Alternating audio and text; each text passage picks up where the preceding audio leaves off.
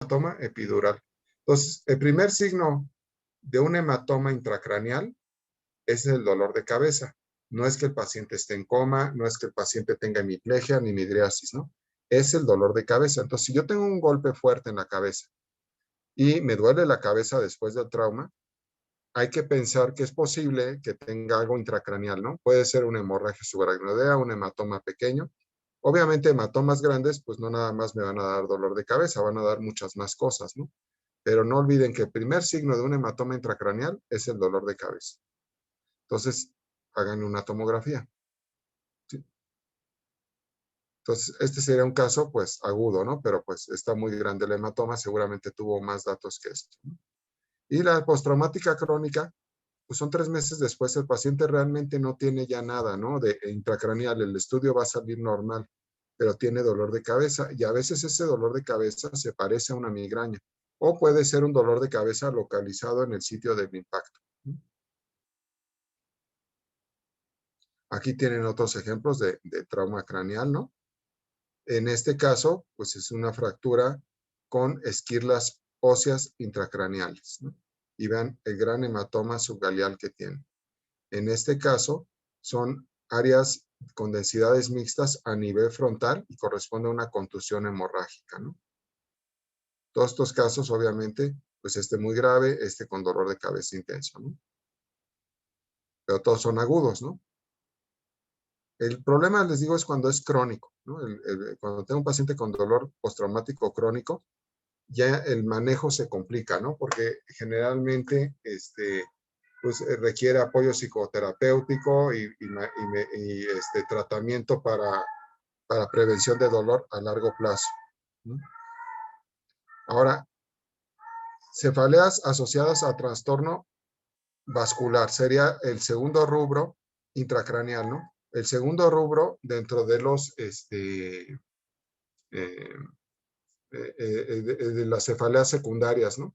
Entonces, aquí nos estamos refiriendo a trastorno vascular intracraneal y en ese caso tenemos la isquemia cerebral, que es raro que dé dolor de cabeza, hemorragias y hematomas intracraneales no traumáticos, la hemorragia subaracnoidea, que en particular es muy importante, malformaciones arteriovenosas no rotas, las rotas nos dan hemorragia subaracnoidea, las arteritis, que pueden ser de células gigantes, de lupus, etcétera, ¿no?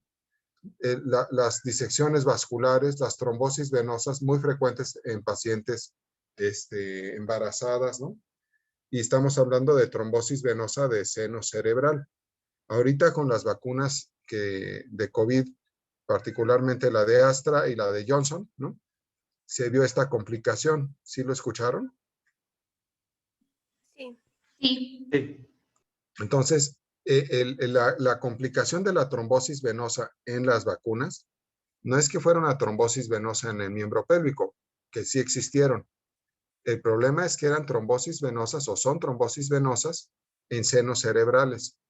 La circulación venosa en el cerebro es igual de importante que la circulación arterial.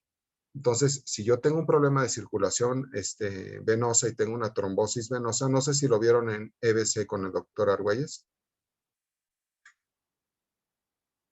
las trombosis venosas, ¿no? No, creo que esas no las recuerdo. Sí, bueno, No, fue muy general. les hago la aclaración, cuando se trombosa una vena en el cerebro, hay infartos, pero de tipo venoso, y son bastante graves, ¿no? Y con esta cuestión del COVID, pues eran trombosis de los senos venosos, ¿no? Ya saben, los sagitales, el transverso, el sigmoideo, ¿sí? La vena de Galeno, el seno recto. Entonces, es la circulación venosa. Si se trombosa una de estas venas, me genera un problema muy grave a nivel cerebral, les digo, de infarto, hipertensión intracraneal y puede haber muerte. Entonces, por eso fue una complicación pues temida en estos casos. Antes de las vacunas han sido muy frecuentes estas por deshidratación, golpes de calor, insolación, uso de pastillas anticonceptivas, tabaquismo, embarazo. Todo esto son causas de esto. También son causas de trombosis en otras partes del cuerpo, les digo, en las piernas, etcétera, que no dejan de ser graves porque nos pueden dar tromboembolia pulmonar. O sea, siempre va a ser grave una trombosis venosa. A nivel cerebral son particularmente graves. La que sucedía con la vacuna de Johnson y la de Astra, o sucede, pues son extremadamente raras, ¿no? Entran dentro de la casuística de cualquier vacuna como que pueda tener alguna complicación, y por eso no se dejó de usar la vacuna, o sea, no es algo que suceda frecuente. Y para su información, es algo que sucede entre los días 3 y 15 después de la primera dosis de la de Astra. La de Johnson es una sola dosis, entonces ahí no procede lo de la segunda dosis. No sé, y sucede más en mujeres jóvenes que están tomando anticonceptivos, etcétera, ¿no? Pero sucedió en cualquier edad y en cualquier sexo. Y son extremadamente raras, creo que 0.5% del riesgo de que yo tenga esto, ¿no? Por lo tanto, es mejor vacunarse, aunque exista este riesgo. Otra cosa que tiene estas, y les digo, nada más va a suceder entre el día 3, después de la primera dosis, y el 15, y no sucede en la segunda dosis. Y otra cosa es que estas trombosis habitualmente los anticoagulamos. En el caso de los pacientes de las vacunas de Astra y de Johnson, no hay que anticoagularlos con la forma habitual porque se ponen más graves, porque es un problema de unos anticuerpos, ¿no?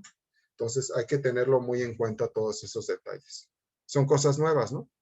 Otros problemas que nos suceden o que nos pueden dar dolor de cabeza en relación a trastorno vascular, pues crisis de hipertensión, etcétera, ¿no? Aquí vemos en la foto, ¿sí? Una craniotomía, vean la dura madre abierta, estos son gasas para aislar bien el campo, estas como algodones, pues son eso, algodones, ¿no? Para aislar. Y vean cómo brilla la aracnoides, ¿no? Cuando vemos así el cerebro, es que se ha abierto la dura madre, pero la aracnoides sigue intacta y el líquido cefalorraquídeo está circulando por abajo. ¿Sí ven? ¿Sí lo alcanzan a ver? Sí, sí, se ve, sí. Vean cómo aquí llega una vena muy dilatada y aquí algo que brilla por la luz, ¿no? de la foto, pero vean cómo se forma un ovillo de vasos. Esto es una malformación arteriovenosa. Y aquí, si aquí atrás no se ve así de clarito, esto que se ve rojo es la hemorragia subaracnoidea. Entonces, esto es una malformación arteriovenosa que sangró, ¿sí? Y nos entraría en este caso, ¿no? Aquí vean los senos, bueno, vean la circulación arterial. Esto es una angioresonancia. Entonces, la angioresonancia nos puede dar una secuencia vascular arterial y una secuencia vascular venosa. Y yo cuando pido el estudio tengo, si quiero una secuencia vascular, no lo hacen de rutina, ¿eh? Yo pido una resonancia magnética de cráneo y pues me lo hacen tal cual, ¿no? Si la pido con medio de contraste, me hacen con medio de contraste. Pero para ver esto que están viendo ustedes en su pantalla, tengo que pedir que le hagan secuencia angiográfica, ya sea angioresonancia arterial o angioresonancia en fase venosa. Y si quiero las dos, tengo que ponerle que hagan las dos porque son dos estudios adicionales, ¿no? Estas reconstrucciones las hace la computadora en base a todos los flujos que encuentra, ¿no? Pero tiene esta capacidad, ¿no? Esto antes nada más se lograba haciendo una angiografía directamente, inyectando medio de contraste por cateterismo. Acuérdense lo que hablábamos un poquito, ¿no? De Moniz, ¿no? Que había hecho las lobotomías, pero que él su aportación y que le valió el premio Nobel es la angiografía, ¿no? Bueno, la resonancia y la tomografía ahora pueden hacer estudios con esta fineza y yo podría ver si existe un aneurisma, alguna malformación vascular, etcétera, o no, ¿sí? No tiene el 100% de resolución como sucede en la angiografía, ¿no? O todavía la angiografía es superior, ¿no? Pero ya es un muy buen estudio. Entonces vean aquí las dos arterias vertebrales, ¿sí? Vean aquí cómo están haciendo la arteria cerebelosa. Ven mi cursor, ¿verdad? Sí, está. La posterior inferior de un lado y del otro. Aquí vean cómo nace la cerebelosa superior, la anteroinferior, arteria cerebelosa anteroinferior de un lado nada más, la del otro lado no la vemos en el estudio, pues seguro está. Vean la cerebelosa superior, si la ven, y todo esto va al cerebelo. Vean cómo surge la arteria cerebral posterior y da un ramo muy pequeñito que no lo vemos acá, que es la comunicante posterior, ¿no? Luego vean la arteria carótida, ¿no? Cómo hace un sifón y luego se divide en la cerebral anterior y la cerebral media. Y aquí está la arteria comunicante anterior. Entonces, si yo veo el polígono de Willis, que es esto, ¿no? Es cerebral anterior de un lado, cerebral anterior del otro, la comunicante anterior. Un segmento de la carótida, la cerebral media realmente nace del polígono, pero no está en el polígono. Luego la comunicante posterior y cerebral posterior punta de la basilar y cerebral posterior del otro lado. Todo esto es el polígono. Punta de la basilar, cerebral posterior de un lado, cerebral posterior del otro, carótida, cerebral anterior y comunicante anterior. O en este caso, una secuencia venosa que me serviría para ver si hay trombosis de un seno venoso. Entonces vean las venas que afluyen al seno sagital y este es el seno sagital. La región frontal y la región occipital. ¿Sí? Luego aquí se va a unir, ¿no? En la tórcula con el seno recto que se une a su vez con la vena de Galeno, ¿no? Y esto ya nos va a formar el seno transverso, el seno sigmoideo y ya propiamente se ve la yugular. Si se viera negro en uno de estos sitios es que está trombosado. Buen estudio, ¿no? Interesante, ¿no? Sí.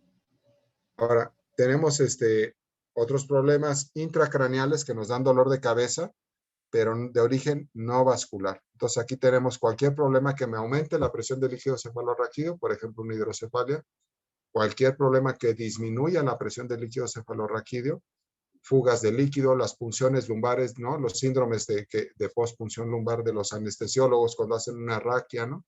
Que perforan la dura, hay mucho dolor de cabeza, ¿no? ¿Alguien ha visto algún caso así?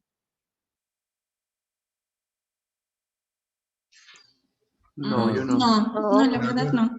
¿En algún familiar que le hayan hecho una punción lumbar y después de eso tuvo dolores de cabeza? No. No. Pregunten entre su familia, ¿no? Si les han hecho la raquia alguna vez. Sucede mucho en el embarazo, ¿no? Cuando van a dar a luz les hacen la raquia, ¿no? Dolores de espalda sí me ha tocado ver algunos, sobre Por todo eso, ¿no? en las noches, pero dolores de cabeza no que yo sepa. Sí, justamente la punción epidural, ¿no? Porque no debería ser subdural, ya es cuando sale el líquido, ya tuvieron una complicación el anestesiólogo, ¿no? Y es uno de los riesgos del procedimiento, ¿no? Entonces le sale el líquido cefalorraquídeo, él retira la aguja y ya pone algo que llama parche hemático y ya puede seguir con el procedimiento, ¿no? Pero al fugar líquido baja la presión de líquido cefalorraquídeo y los pacientes tienen mucho dolor de cabeza después, ¿no? En el posoperatorio y es un síndrome postpunción lumbar, ¿no? Y otra característica es que muchas pacientes y pacientes se quejan de dolor de espalda después de eso. Dicen es que después de que me hicieron la raquia, así lo menciona el paciente, pues se quejan de dolor, ¿no? Luego están las neuroinfecciones, ¿no? Otros problemas inflamatorios cerebrales y los tumores cerebrales. Típicamente, un tumor cerebral al principio no duele, ¿no? A medida que va creciendo, por la inflamación que genera, empieza a doler, pero generalmente empieza a doler más en la noche. Es el dolor de cabeza constante y continuo siempre en las noches, ¿no? Al principio se quejaba de que pues era cuando iba despertando, amanecía con dolor y se levantaba y ya caminaba y no había dolor de cabeza. Y después, desde que se acuesta, empieza a haber dolor de cabeza y en la mañana es muy intenso, pero mejora de pie. Y ya después le duele todo el tiempo la cabeza. Es un dolor que se parece a la cefalea tensional, es opresivo, no es muy intenso, pero es muy constante, ¿no? Y les digo, tiene esta característica, ¿no? Cuando ustedes vean un paciente que se queja más de dolores de cabeza nocturnos y que mejoran estando de pie y que son diarios, pues más bien piensen que puede tener algo así, ¿sí? Entonces, háganle un estudio para estar ustedes tranquilos, ¿no? ¿Por qué mejora estando de pie? Porque mejora la circulación venosa, es decir, toda esta circulación venosa que ustedes ven acá, si yo estoy de pie, se hace muy óptima, la sangre fluye muy rápido y eso permite que el tumor se le quite algo de turgencia, ¿no? Algo de entumescencia de la misma congestión venosa que tenemos cuando está uno en decúbito. Entonces, en decúbito el tumor está más congestivo, ¿no? Y duele más. Ya cuando, y duele por irritación de las meninges, porque el cerebro en sí no tiene nervios de dolor, ¿no? Son las meninges lo que lo tiene y los vasos. ¿Vamos bien? Sí, doctor. Sí, Aquí pueden ver otro ejemplo de otro tumor, ¿no? Este es un meningioma occipital, este es un meningioma frontal, y vean todo esto negro, esta es una tomografía, ¿eh? Y vean cómo la tomografía tiene contraste, y vean cómo el tumor se prende como un foco, ¿no? O sea, refuerza intensamente con el contraste y en forma homogénea, y está pegado a la dura madre de la convexidad, por eso sé que es un meningioma. Y los meningiomas también causan edema, es esta área hipodensa, ¿no? Este es un meningioma que no causa edema, o sea, ha crecido más lento, es con medio de contraste, pero en resonancia. Pero vean también cómo capta el medio de contraste en forma intensa. ¿Sí? Ahora, dolores de cabeza inducidos a exposición de sustancias, ¿no? Puede ser porque yo la tomé en agudo o porque la tomo desde hace mucho tiempo, pero tomé un consumo excesivo, o porque suprimí en forma aguda el consumo, o porque suprimí un consumo de una forma de un uso crónico, ¿no? Entonces, puede haber muchos mecanismos que me generen, o sea, muchas causas en relación a consumo de sustancias que me dé dolor de cabeza. Y puede ser cigarro, alcohol, todos los que han tomado y han llegado a la intoxicación etílica han tenido dolor de cabeza en la cruda, ¿no? En la etapa ya de pues la supresión del alcohol aguda, ¿no? Si yo soy un alcohólico crónico, es decir, consumo con mucha frecuencia hasta llegar a la embriaguez, ¿no? En forma que pierdo el control, en ese caso, la supresión del alcohol me da un síndrome de supresión, pero por el consumo crónico.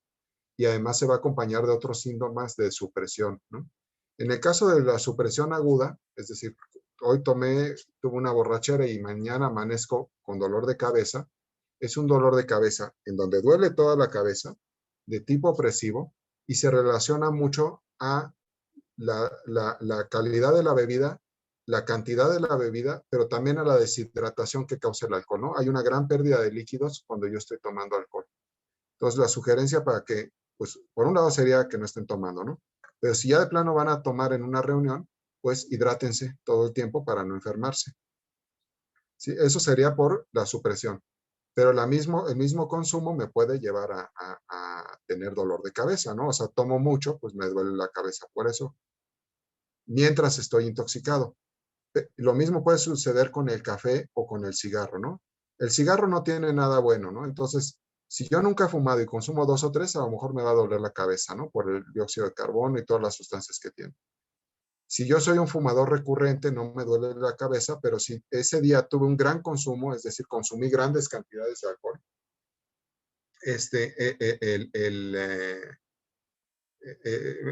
no de alcohol, de cigarro, estoy acostumbrado a fumar 10 y ese día fumé 20 por una reunión, a lo mejor me duele la cabeza y creo que los que fuman, yo no, han tenido algo que llaman cruda del cigarro, ¿no? ¿Alguien lo ha sufrido del grupo? No. Aquí no fumamos. Sí, No. no es algo para presumir, ¿verdad? Entonces, tenemos un sesgo. Sí, pero bueno, qué bueno que no fumen, y no lo vayan a hacer. Y bueno, por otro lado, el café, pues el café es una sustancia estimulante que tiene poderes adictivos, ¿no? Entonces, si yo estoy acostumbrado a tomar café, pues como que lo requiero seguir tomando. Y si lo suspendo, pudiera tener un síndrome de supresión, aunque sea leve, ¿no? Y en ese síndrome de supresión, pues tener algunos síntomas, ¿no? Eh, o si yo tomo mucho café también, ¿no? Entonces, la dosis habitual o aceptable de café son alrededor de 120 miligramos por día, como aceptable y sano, ¿no? Si yo tomo más, puede ser un problema, y si estoy acostumbrado y tomo menos, pues también. Una taza de café americano, ¿sí? Tiene más o menos 60 miligramos de cafeína. Si yo tomo dos, y lo mismo tiene un expreso, ¿no? O sea, un expreso tiene lo mismo que una taza americana. Entonces, si yo tomo 2 tazas de café en la mañana o 2 tazas a lo largo del día o 2 expresos, estoy en lo correcto, ¿no? O sea, mi consumo es más o menos adecuado y mantenerse en ese rango. Si no, ya estaría yo haciendo un exceso en el consumo del café. Déjenme ver qué hora es porque ya se va a acabar la clase. Si ahorita se cortan, ya mañana seguimos, pero con el examen, ¿eh? Sí, Bueno, doc. de hecho se va a cortar, ¿no? En un momentito. Entonces, sigan el día, estudien, ¿no? Y ya mañana seguiríamos con lo de, pasado mañana con lo de cefaleas, ¿no? Las bebidas energéticas como el Red Bull y todas estas también tienen mucha cafeína. Una sola lata de Red Bull tiene más o menos 90 a 120 miligramos de café para que lo tomen en cuenta, ¿eh? Porque son también estimulantes y pues tienen otras cosas que pueden ser de riesgo, ¿no? Entonces, a esto me estoy refiriendo con las sustancias que yo abuso, ¿no?